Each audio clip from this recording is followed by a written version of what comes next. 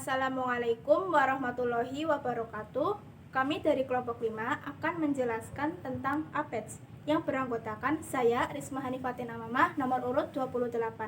Saya Anissa Zaskia Rohma, nomor absen 7. Saya Asfir Al-Farsi Iksan, nomor absen 9. Saya Rida Jufratununyu, nomor absen 20.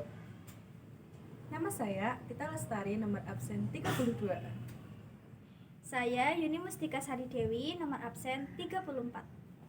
Kalian tahu nggak sih apa itu APEDS? APEDS adalah singkatan dari Asia Pacific Economic Cooperation, yaitu organisasi yang menaungi kegiatan perekonomian di negara-negara kawasan Asia Pasifik. APEDS dibentuk pada tahun 1989 di Canberra, Australia, dan diprakarsai oleh Perdana Menteri Australia yang bernama Bob Hawke.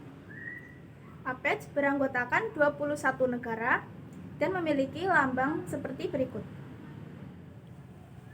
APEDS berkantor pusat di Singapura dan memiliki 3 observer, yaitu Sekretariat ASEAN, Pacific Economic Cooperation Council, dan Sekretariat Pacific Island Forum.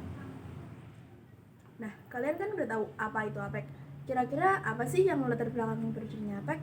Berikut latar belakang berdirinya APEC. Yang pertama, kegagalan Uruguayan yang dikhawatirkan akan meningkatkan proteksionisme. 2. Kemunculan kelompok-kelompok perdagangan seperti North America Free Trade atau NAFTA dan ASEAN Free Trade Area atau AFTA. 3. Perubahan politik dan ekonomi di Rusia dan Eropa Timur. 4. Pemikiran bahwa kemajuan perekonomian suatu negara dapat tercapai jika didorong oleh pasar ke arah integrasi ekonomi baik regional maupun internasional. Tujuan dibentuknya APEC yang pertama itu mencapai pertumbuhan ekonomi dan kesejahteraan. Yang kedua itu mencapai perdagangan dan investasi secara bebas dan terbuka. Yang ketiga itu menghilangkan batasan perdagangan lintas negara. Yang keempat, menyelaraskan standar perdagangan antar negara Asia Pasifik agar lebih fleksibel. Nah, selanjutnya prinsip kerjasama APEC. Prinsip kerjasama APEC ada 4 ya teman-teman. Yang pertama, konsensus, yaitu semua keputusan APEC harus disepakati oleh anggotanya dan bermanfaat bagi 21 negara anggota. Yang kedua, voluntary and non-binding, yaitu kesepakatan dalam forum APEC dilakukan secara sukarela ya dan tidak mengikat.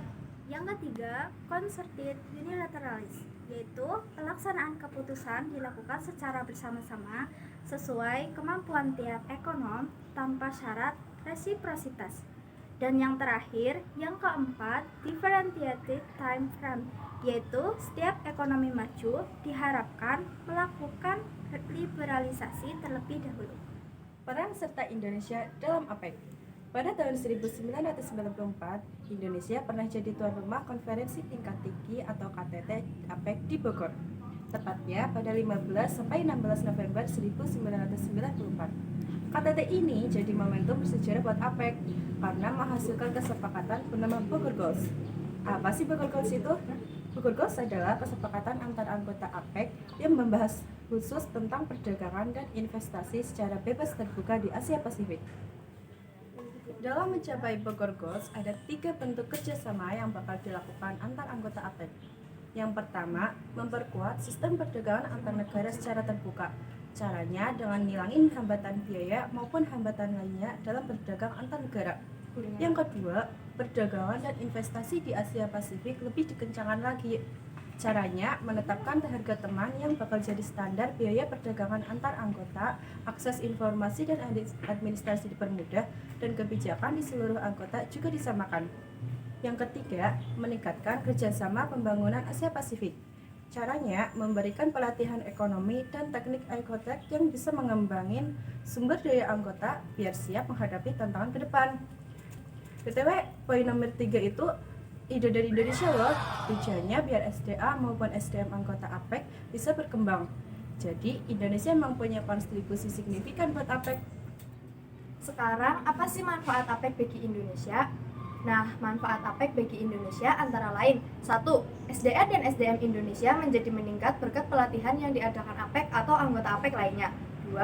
Dunia usaha di Indonesia menjadi untung karena kegiatan ekspor-impor dipermudah. 3. Arus investasi di Indonesia meningkat. 4. Kepentingan Indonesia dalam ekonomi internasional bisa terfasilitasi melalui APEC. Sekian video pembelajaran dari kelompok kami. Jika ada yang mau tanya, silakan tanya langsung ke Pak Ari atau lewat nomor di bawah ini. Menggoreng ikan dicampur bakmi, digoreng terpisah, jangan sekaligus. Sekian presentasi kami, semoga mendapat nilai yang bagus. Terima kasih. Wassalamualaikum warahmatullahi wabarakatuh.